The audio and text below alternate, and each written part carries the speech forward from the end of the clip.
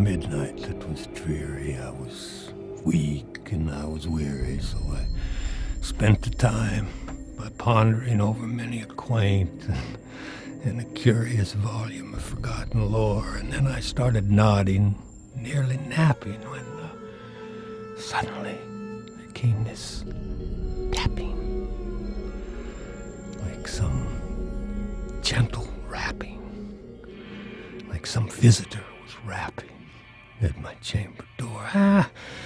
That's what it is. Some visitor rapping at my chamber door. Only this, that's all, nothing more.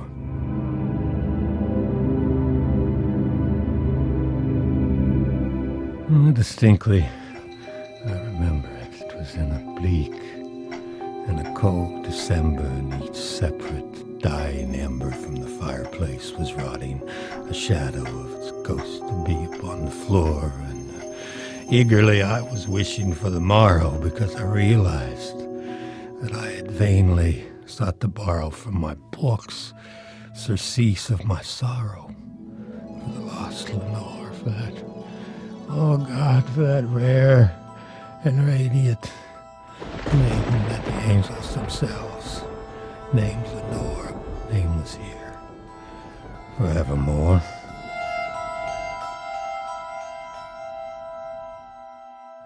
Now I could hear silken, sad, and certain rustlings of every one of my purple curtains, and for some reason it thrilled me, because it filled me with fantastic terrors that I'd never ever felt before. And so, just to get my heart to stop beating, I stood up and began repeating, "Oh, 'tis some visitor, 'tis some visitor, that's all, 'tis some visitor, entreating entrance at my chamber door, just some late night visitor, entreating entrance at my chamber door. Yes, that's what it is.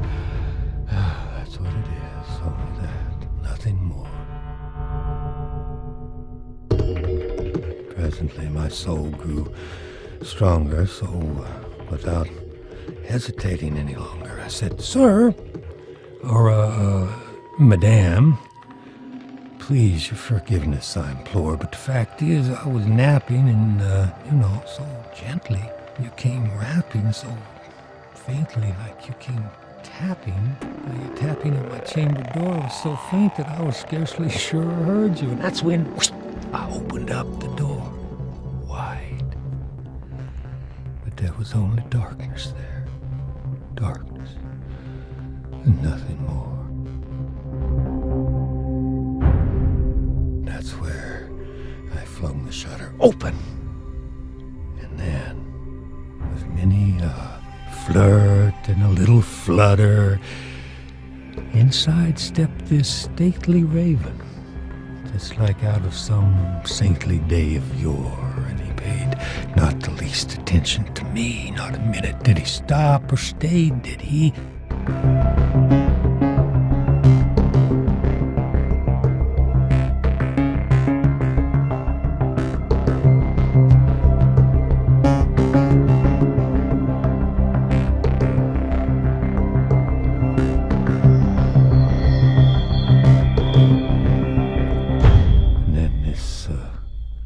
Beguiling ebony bird began turning my sad, eerie fancy into smiling because of the grave and stern decorum of the countenance that it wore, and I said, "Well, though thy crest be shorn and shaven, thou surely art no craven.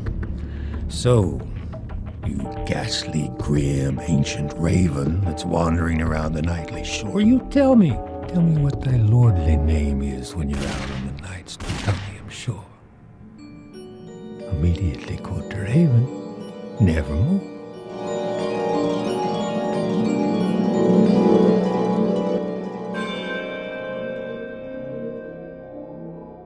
That raven was the only word he spoke, as if he had poured his whole soul out in that single word.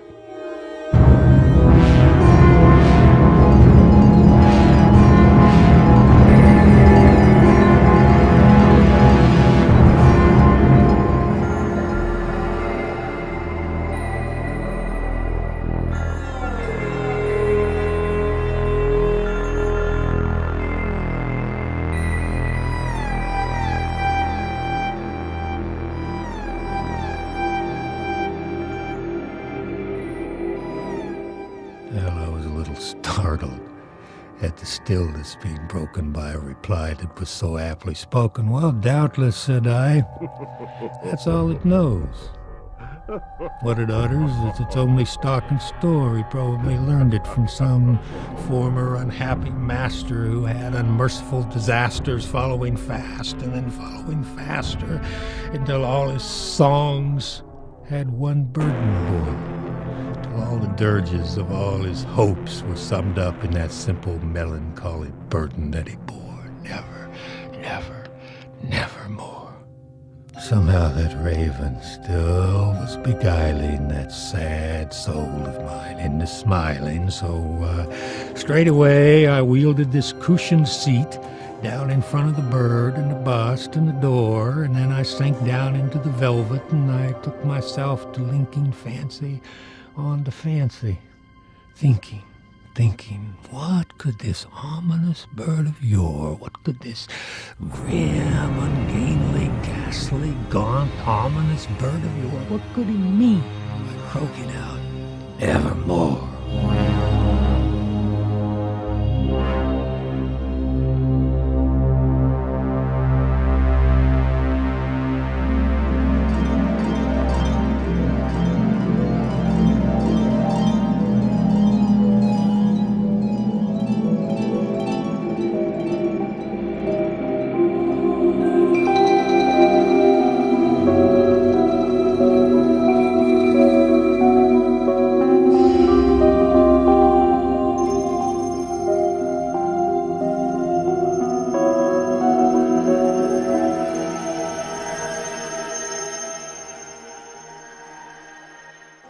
You prophet.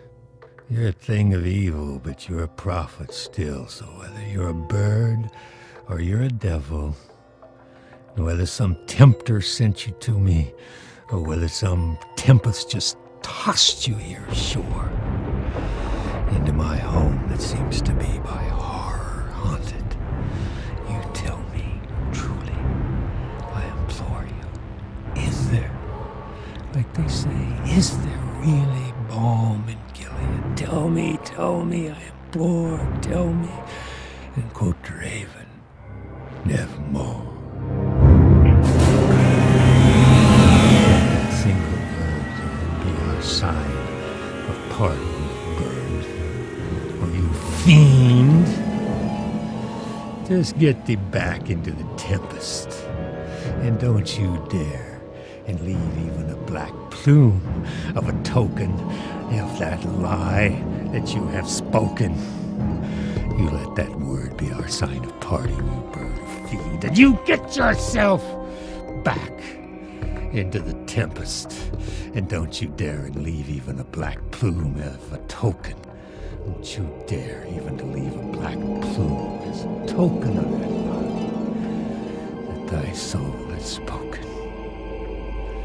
You leave my loneliness unbroken. You take that beak out of my heart, and you take your form off my door, but quoth the raven, nevermore.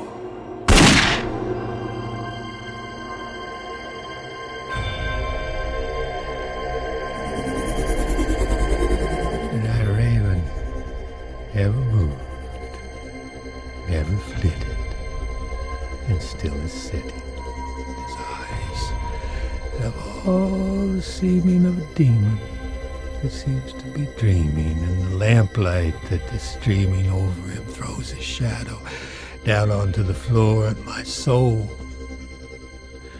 that's in that shadow that's floating on the floor, well, it shall be lifted up nevermore.